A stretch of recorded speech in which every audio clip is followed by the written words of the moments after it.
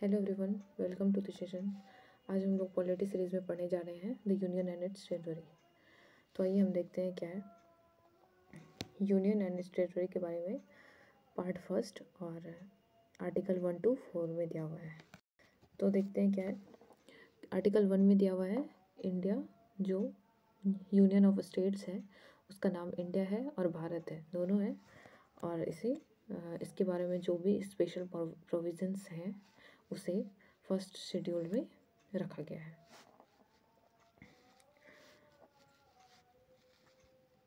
जिसे फर्स्ट अनुसूची कहते हैं। ओके, और नेक्स्ट देखते हैं आर्टिकल 2। आर्टिकल 2 में क्या है, एडमिशन और इस्टेब्लिशमेंट ऑफ न्यू स्टेट, कि स्टेट का जो है फॉर्मेशन कैसे होगा इसके बारे में दिया हुआ है आर्टिकल 2 में। आर्टिकल 2 में ये कहता है कि पार्लियामेंट को जो है ये पावर दिया हुआ है कि वो नए स्टेट का फॉर्मेशन कर सकता है, नए स्टेट की स्थापना कर सकता है। और इसके तहत जो है पार्लियामेंट को 2 पावर ग्रांट्स किए गए हैं, मतलब कि 2 पावर दिए गए हैं। तो 2 पावर में फर्स्ट पावर ये है कि पार्लियामेंट जो है उन एरिया को जो कि इंडिया का पार्ट नहीं है, जो इंडिया से बाहर है, उस पार्ट को अक्वायर करके नया स्टेट फॉर्मेशन कर सकता है, या फिर स्टेट के अंदर ही नए स्टेट का फॉर्मेशन कर सकता है। ओके, आई मीन इंडिया के अंदर ही जो पहले से है उसमें भी एक न्यू स्टेट का फॉर्मेशन कर सकता है। पहला तो ये है कि अदर को जो इंडिया का पार्ट नहीं है उसे एक्वायर करके नए स्टेट का फॉर्मेशन करना।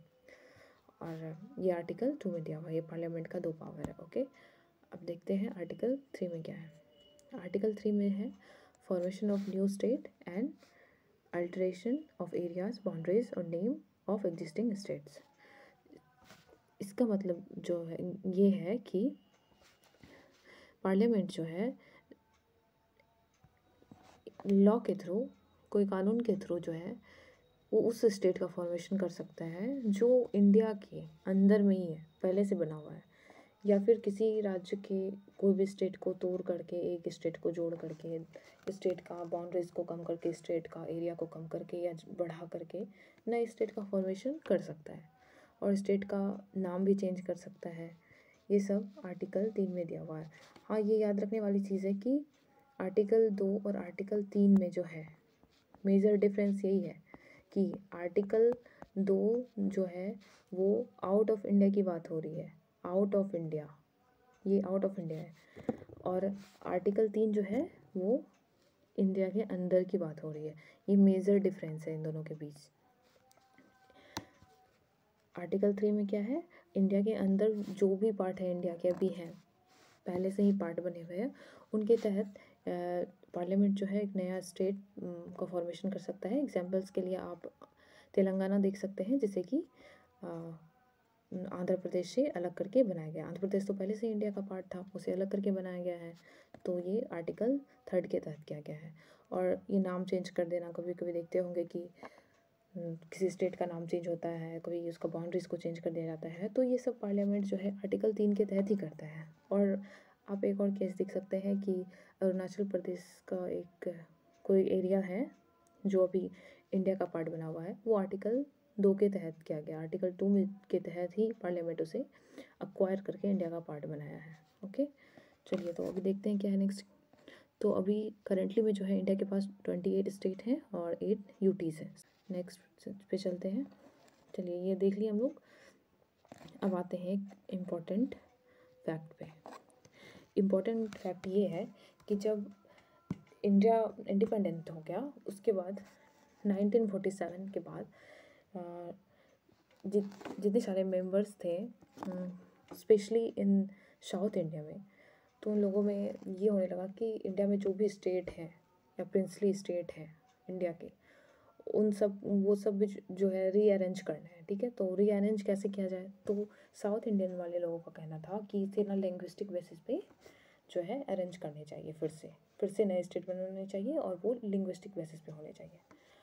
तो इसके लिए बहुत डिबेट हुआ तो गवर्नमेंट ऑफ इंडिया जो है 1948 में, जून 1948 में एक लिंग्विस्टिक प्रोविंसेस कमीशन का गठन किया, ठीक है। और वो उसके चेयरमैन थे एस.के. धर, और इन्हीं के नाम से इसे धर कमीशन कहा गया। तो 1 जून 1948 को इंडियन गवर्नमेंट क्या एक लिंग्विस्टिक प्रोविंसेस कमेटी या कमीशन का गठन किया, उसको अपॉइंट किया है, ताकि ये जांच किया जा सके या बनाया जा सके कि क्या होने चाहिए, क्या इंडिया को लिंग्विस्टिक बेसिस पे करने चाहिए या फिर एडमिनिस्ट्रेटिव कन्वेंसेस पे करने चाहिए।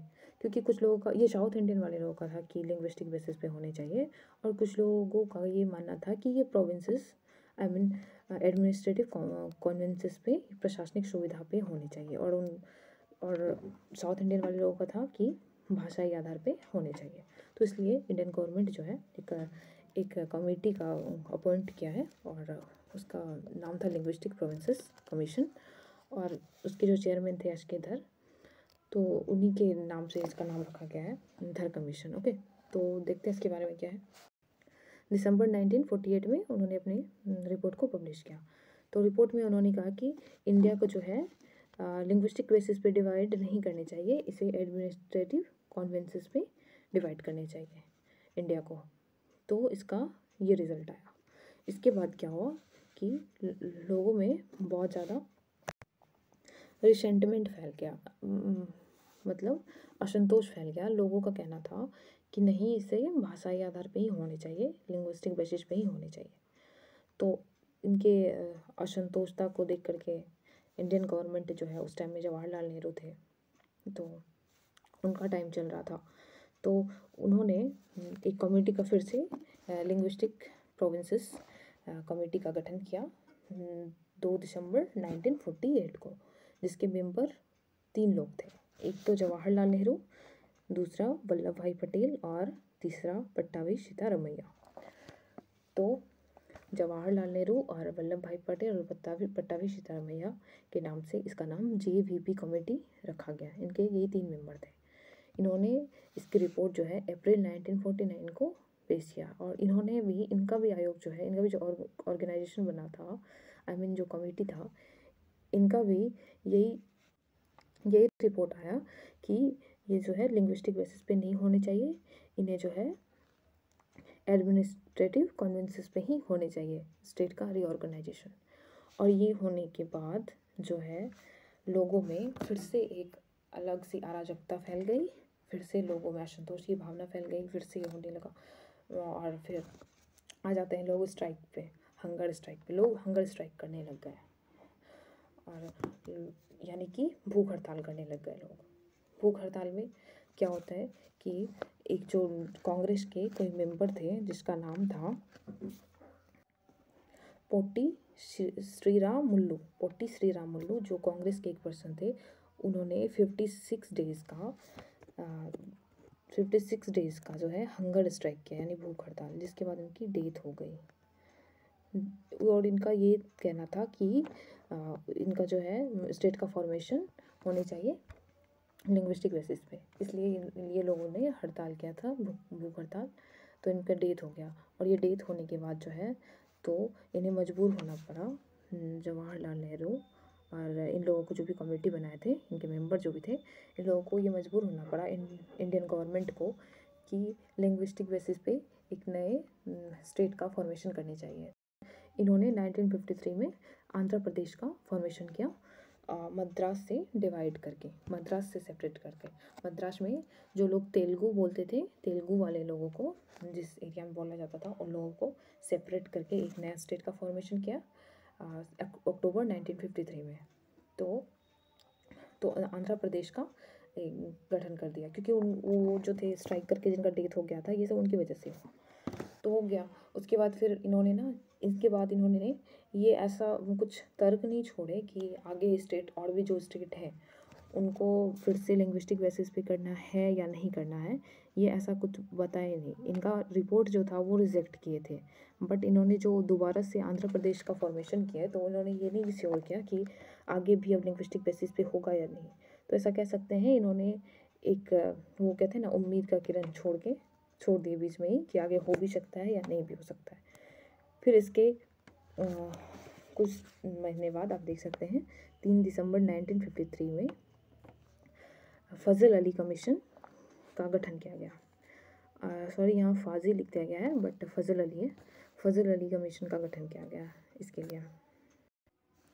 और ये फजल अली कमीशन का गठन इसलिए किया गया क्योंकि जब आंध्र प्रदेश का फॉर्मेशन हो गया तो और भी जितने स्टेट थे अब सबकी मांग होने लगी। धीरे धीरे सभी स्टेट अपने अपने बारे में बोलने लगे कि मेरे स्टेट का लिंग्विस्टिक बेसिस पे होना चाहिए। तो इसके लिए फजल अली कमीशन का गठन किया गया और जिसके चेयरमैन थे फजल अली, बट मेंबर थे इसके के.एम. पानीकर और एच.एन. कुंजरू। के.एम. पानीकर और एच.एन. कुंजरू थे इसके मेंबर। और इन्होंने अपनी रिपोर्ट सितंबर 1955 को पेश की, ठीक है। और पेश की रिपोर्ट इसमें इन्होंने कहा कि इंडियन स्टेट जो है इसका रीऑर्गेनाइजेशन हो सकता है बट लिंग्विस्टिक बेसिस पे। इन्होंने ये इसको एक्सेप्ट किया, बट एक मोस्ट इम्पॉर्टेंट थिंग ये आता है इसमें कि इन्होंने ये जो थ्योरी पहले बनाया गया था कि 1 लैंग्वेज 1 स्टेट, यानी कि एक राज्य और एक भाषा का जो थ्योरी था, इसको इन्होंने रिजेक्ट कर दिया कि ये थ्योरी नहीं माना जाएगा। और इनका कहना था कि किसी भी स्टेट का रीऑर्गेनाइजेशन के लिए या फिर इंडिया को रीऑर्गेनाइज करने के लिए सबसे ज़्यादा इम्पोर्टेंट चीज़ जो है वो है यूनिटी होनी चाहिए। और यूनिटी होगा तभी इंडिया एक कह सकते हैं कि यूनियन कंट्री बन पाएगा। तो इस तरह से, और इसके रिपोर्ट आने के बाद से जितने सारे स्टेट हैं वो मैं भी आपको दिखा रही हूँ उनके बारे में। जितने सारे स्टेट रीऑर्गेनाइज किया गया लिंग्विस्टिक बेसिस पे, वो अब आगे की स्लाइड में मैं दिखा रही हूँ आपको। तो सबसे पहले 1 अक्टूबर 1953 को आंध्र प्रदेश जो है वो मद्रास से सेपरेट होकर के बनाया गया लिंग्विस्टिक बेसिस पे। 1960 को गुजरात जो है वो बॉम्बे से, जो 15th स्टेट था। और 1963 में नागालैंड जो असम से 16th स्टेट बना अलग होकर के। 1966 में हरियाणा पंजाब से अलग होकर के बना जो 70th स्टेट था। और हिमाचल प्रदेश जो है वो उसको एक सेपरेट यूटी बनाया गया हिमाचल प्रदेश को। फिर 1971 में हिमाचल प्रदेश को जो है ना एक स्टेट बनाया गया यूटी से, जो कि 18th स्टेट हुआ 1971 में। ये बहुत सारे एग्जाम में आता है स्टेट फॉर्मेशन का ये। और 1972 में मणिपुर को जो है फॉर्म किया गया 19th स्टेट में। और 1972 को ही त्रिपुरा को भी फॉर्म किया गया 20th स्टेट में। और 1972 को ही मेघालय भी फॉर्म हुआ है 21 में। और अरुणाचल प्रदेश और मिजोरम भी जो है कि यूटी के रूप में 1972 में ही बना है। ये आप देख सकते हैं कि 1 2 3 4 एंड 5 स्टेट जो है 1972 में रीऑर्गेनाइज हुआ है लिंग्विस्टिक बेसिस पे। और 1975 में सिक्किम फॉर्म हुआ है जो 22nd स्टेट है, जिसे 36 कॉन्स्टिट्यूशनल अमेंडमेंट एक्ट 1975 के तहत ऑर्गेनाइज और फॉर्मेशन किया गया है सिक्किम का। तो नेक्स्ट 1987 में अरुणाचल प्रदेश और मिजोरम, ओके। और 1987 में गोवा जो है 25th स्टेट के रूप में फॉर्म किया गया। और 1 नवंबर 2000 को छत्तीसगढ़ जो 26 स्टेट बना। और 9 नवंबर 2000 को ही उत्तराखंड भी फॉर्म हुआ। और 15 नवंबर 2000 को झारखंड जो 20th स्टेट बना। एक इम्पॉर्टेंट चीज़ है, एग्जाम्स में आते हैं ऐसे नवंबर ही है, देखिए तीनों नवंबर में ही है, 2000 में ही है, ईयर भी सेम है और मंथ भी सेम है, बस डिफरेंस डेट का है।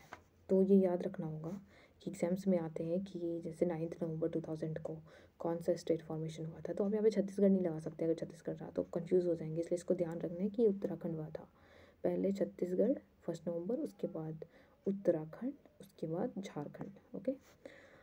और फिर देखते हैं 16 में क्या है, जून 2014 में तेलंगाना, अभी जो बताई मैं, ये आर्टिकल 3 के तहत इससे फॉर्म किया गया पार्लियामेंट के थ्रू। और 2019 में जो लेटेस्ट है अभी जम्मू और कश्मीर और लद्दाख जो यूटीज़ के रूप में फॉर्म किया गया है, ओके। तो आप इसे याद रखिएगा। और नेक्स्ट क्या है, कुछ यूटीज़ में देख लेते हैं। दादरा एंड नगर हवेली जो अक्वायर किया गया था, ये जो इतने सारे यूटीज़ है और स्टेट हैं, इसे कौन से फॉरेनर पावर से एक्वायर किया गया था? पोर्टुगीज़ जो है दादरा एंड नागर हवेली को पोर्टुगीज़ के थ्रू, और 1954 इसे जो है 10th कॉन्स्टिट्यूशनल अमेंडमेंट एक्ट 1961 से यूटीज़ बनाया गया। और फिर क्या है, Goa and Daman and Diu, इसे ऑक्यूपाइड किया गया पोर्टुगीज़ से, जिसे पुलिस एक्शन के थ्रू अक्वायर किया गया, जिसे 12th कॉन्स्टिट्यूशनल अमेंडमेंट एक्ट 1962 से यूटी बनाया गया। फिर पौंडीचेरी, कराईकल, माहे और यनम, ये तीनों को फ्रेंच के ऑक्यूपाइड किया हुआ था,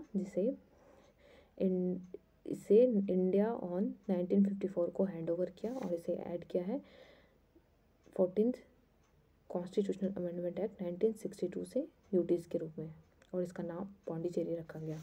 इन चारों को ऐड करके पौंडीचेरी बनाया गया है। 14th कॉन्स्टिट्यूशनल अमेंडमेंट एक्ट 1962 के तहत यूटीज़ बनाया गया। क्या क्या नाम है? पौंडीचेरी, कराईकल, माहे और यनम। और दोस्तों, एक चीज़ मैं आपको बताना चाहती हूँ कि ये जो जितने सारे कंटेंट आप देख रहे हैं, ये बहुत ही समराइज़ करके बनाया गया है, जो आप 1 डे एग्ज़ाम्स में बहुत काम आ सकते हैं। इसका आप 1 डे एग्ज़ाम्स में आप बहुत अच्छे से यूज़ कर सकते हैं पढ़ करके। और अगर आप कोई स्टेट पीसीएस, यूपीएससी, बीपीएससी और कोई अदर स्टेट पीसीएस, जीपीएससी जो भी हो, इनका अगर प्रिपरेशन करना चाहते हैं इनके लिए, तो इनके लिए आपको इसे डीपली पढ़ना होगा और इसे बुक से पढ़ना होगा। ये एक समराइज मैनर में करके मैंने दिया हुआ है। और हाँ, ये इतना इम्पोर्टेंट चीज़ है कि आप स्टेट पीसीएस का एग्ज़ाम में बुक से पढ़ने के बाद इसे 1 लाइनर में एग्ज़ाम से एक दिन पहले भी पढ़ लोगे तो बहुत सारे क्वेश्चन आपको याद हो जाएंगे। ये याद करने का एक बहुत अच्छा तरीका है। आप इसे सिंपल नोट्स भी बना सकते हैं। ओके, तो देखना ना भूलें साइन अप स्टडी। मैं नेक्स्ट सेशन में मिलती हूँ आप लोगों से। तब तक के लिए goodbye and take care. Thank you.